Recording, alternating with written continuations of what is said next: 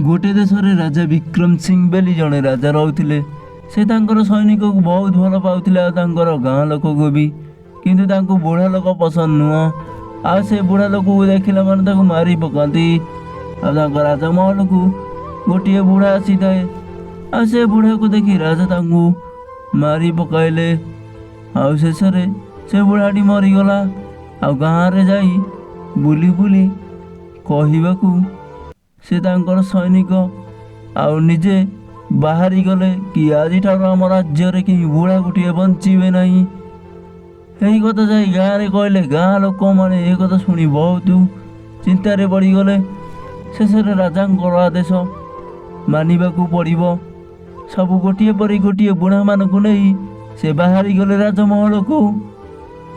आउ राजमहल को आसला राजा से बुढ़ा गोटी गोटी करी मारी पकाती शेष सब लोक मैंने मन दुख से जगार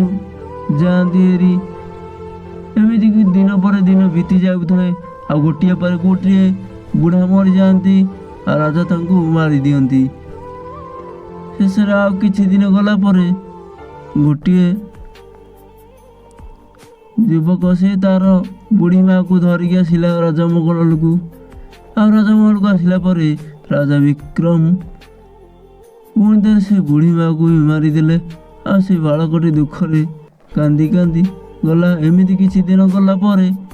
आ गोटे बालकर तार छोटिया अजाटीए थाए से तार अजा को बहुत भल पाउए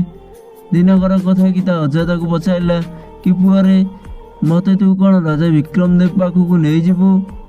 यही कथा शुणी तार नातीटी कहला ना नाई अजा मु तुमको बंचे रखी आ मु घर लुचई रखी से राजा विक्रम देव पाखक मु जमा देविनी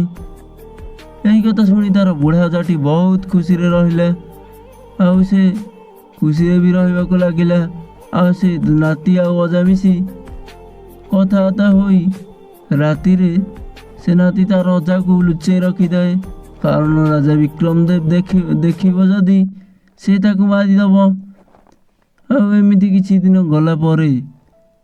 गोटे दिनर कथा कि गाँव रे दुर्भिक्ष मरुड़ी पड़गला माटी सब फाटी आँ कर ना धान ना पानी ना कौन अच्छी किसी नथिला लोक मैंने बहुत चिंतार पड़गले आ से राजा पाखक जाइकी यही कथा कहले राजा शुणी यही कथा बहुत चिंतार पड़गले कि एबे गाँव रे हब कौन करिया कौन धान भी नहीं राजकोष धान बिका हो जाइए और राजा ये कथा शुणी बहुत चिंतार पड़े लोक मैंने भी नहीं गाँव में डाकी देखाइले और राजा ये कथा देखिले राजा देखी बहुत चिंतार पड़गले आ से कौन करेंगे बोली लोक मानू किसी आइडिया देले आ से निजे भाविबाक लगिले बहुत दिन चिंतार गला गाँ लोक भी भितर से कथबार्ता होगा लगिले कि हम केमी कि दिनकर कथा वर्षा होगा लगिला किंतु गाँव में धान गोटे न थाए राजा भी एक कथा शुणा पाइले कि गाँव में वर्षा होलानी बर्तमान वर्षा दिन में धान लगे बढ़िया हम किंतु राजकोष धान नाला कारण आ पूर्व वर्ष मरुड़ी पड़ जाता गाँ लोक हटहटा होती से नातीटी तार अजा को जाई सब कथा कहला अजाटी तार प्लान देला कि नाती तू जो धान पाछुड़ू से जगह को जा से जगार धान गछ हो जगार आनी तू बिलरे रोबू यही कथा शुणी तार नातीटी बहुत खुशी हो गला और से जगार जाई धान गछ आनी तार बिलरे रोइला और बहुत सारा धान होला आ से तार नाती अजा को जाई खुशी मन जनाइला यही कथा बुढ़ा अजाटी शुणी सी भी बहुत खुशी हो गला किंतु दिनकर कथा कि यही कथा गाँ लोक मैंने जानीगले से देखिले कि आम बिलर तो धान नहीं किंतु या बिलर धान केमी आसला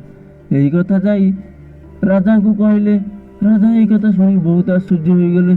कि राजकोष धान नहीं कि गाँव में भी धान नहीं ये धान आईला कौठू आ बिलरे लगेला केमिति यही कथा शुणी से राजा जाई गाँव में पचारि ସେ ବାଳକକୁ ପଚାରିଲେ। ଆଉ ବାଳକଟି କହିଲା, ମୋର ଗୋଟିଏ ବୁଢ଼ା ଅଜା ଅଛି, ଆଉ ସେ ଅଜା ମୋର ଏଇ ଆଇଡ଼ିଆଟି ଦେଇଥିଲା। ରାଜା ଏଇ କଥା ଜାଣି ସିଏ ବି ଚିନ୍ତାରେ ପଡ଼ିଗଲେ। ମୁଁ ତ ଏ ରାଜ୍ୟରେ ସବୁ ବୁଢ଼ାଙ୍କୁ ମାରିଥିଲି, ଇଏ କ'ଣ ଗୋଟିଏ ବୁଢ଼ାକୁ ମୋଠୁ ଲୁଚେଇ ରଖିଥିଲା। ଆଉ ଏଇ କଥା କହି